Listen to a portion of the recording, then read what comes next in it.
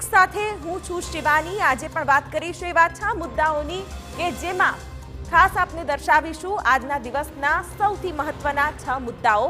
જાણીશું કે ગુજરાતમાં આ વર્ષે કેવું રહેશે ચોમાસું। સુરત પોલીસે બળના બદલે કળ અજમાવી મુશ્કેલ કામને કેવી રીતે બનાવ્યું સરળ અને ચારધામ યાત્રામાં રેકોર્ડની હોડના લીધે કેવી મચી છે બબાલ તેની પણ કરીશું વાત। તો આજે સૌથી પહેલા મુદ્દામાં વાત ચોમાસાની આગાહીની કરીએ, જેમાં ભારતીય હવામાન વિભાગે જાહેર કરી દીધી છે એ તારીખ કે જે દિવસે ભારતમાં થઈ શકે છે ચોમાસાની સત્તાવાર એન્ટ્રી। જાણીશું કે ગુજરાતમાં ક્યારથી થશે ચોમાસાનું આગમન અને આ વર્ષે ગુજરાતમાં કેવો રહેશે વરસાદ। બીજા મુદ્દામાં અમે આપને બતાવીશું ગુજરાતના વિકાસના દાવાઓને પોકળ સાબિત કરતા દ્રશ્યો।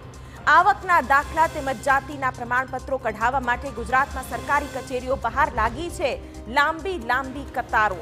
સવાલ એ છે કે હાઈટેકના દાવા વચ્ચે શા માટે સ્માર્ટ અને ઝડપી નથી બની રહી આ પ્રક્રિયાઓ। સરકારી કચેરીઓને ભલે ટેકનોલોજીના ઉપયોગમાં રસ ન હોય, પરંતુ સુરત પોલીસે આવી જ ટેકનોલોજીનો પ્રયોગ કરીને ઝડપી પાડ્યા છે નશાના ગુનેગારોને। ત્રીજા મુદ્દામાં અમે આપને જણાવીશું કે સુરત પોલીસે કેવી રીતે લીધી ડ્રોન ટેકનોલોજીની મદદ અને બ્રિજ નીચે અડ્ડો બનાવી ગાંજો વેચતા ગુનેગારોનો કેવી રીતે થયો પર્દાફાશ। ચોથા મુદ્દામાં વાત સુરત પોલીસની વધુ એક પ્રશંસનીય કામગીરીની।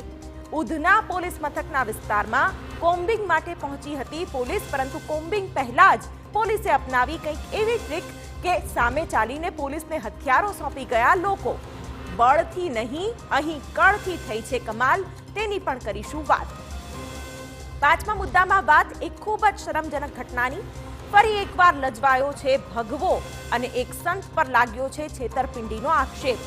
સુરતમાં મંદિર બનાવવાના નામ પર તબીબ પાસેથી રૂપિયા ખંખેરી લેવાની ઘટના આવી છે સામે। આખરે ધુતારાએ કેવી રીતે બિછાવી હતી જાળ તે જાણીને તમારા પણ ઉડી જશે હોશ। અને અંતમાં ચારધામ યાત્રાની વાત, જે રીલ્સ અને બ્લોગ્સના ચક્કરમાં યુવાનો વટાવી રહ્યા છે તમામ હદો। તંત્રએ હવે મંદિરના 200 મીટર સુધીના વિસ્તારમાં મોબાઈલ લઈ જવા પર પ્રતિબંધ મૂકી દીધો છે, પણ સવાલ એ છે કે શું હવે યુવાનોને આવશે ભાન